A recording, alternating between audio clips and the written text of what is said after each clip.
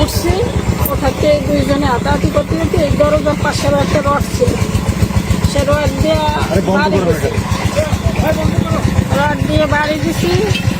এমনি এসে করি, আমি বুঝতে পারি না যে এত দূরে তো লাগে যাবে।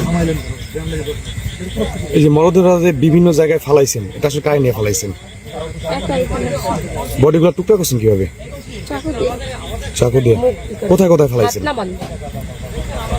এইখানে আর ওই যে নড়িয়া নদীর পাড়ে।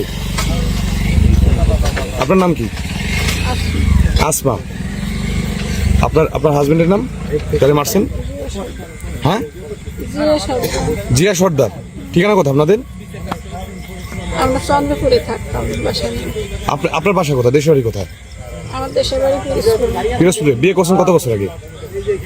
8 বছর। কিভাবে বিয়ে করছেন? মোবাইলে। আপনার স্বামী কি করতো? মা বাইরে থাকতো। কোন দেশে থাকতো? দেশে আসছে কবে? দেশে এসে গত কোরবানির পরে। এরপর একসাথেই থাকতেন চন্দ্রপুরে? এর আগে আপনি কোনো মার্ডার করছেন? মাদার ভাই, আমি একটা পিঁপড়েও মারি নাই। আর এখন আমি কেমনে কি করলাম আমি নিজেই জানি না। এই কবে মারছিলেন তাকে? মঙ্গলবারের দিন রাতে। মঙ্গলবার রাতে? বুধবার পড়ে গেছে। মঙ্গলবার রাত কটার দিকে? আমার বয়সে আমি এখন পর্যন্ত কারোর সাথে ঝগড়াও করি নাই, কেউ মারিও নাই, নিজে না খাইও মানুষকে খাওয়াইছি, বুঝছেন? আমার ভাগ্যে আছে তাই হয়ে গেছে, বুঝছেন? শয়তানের বাজিতে যাতেও আমার ভাগ্যে আছে তাই হয়ে গেছে, বুঝছেন?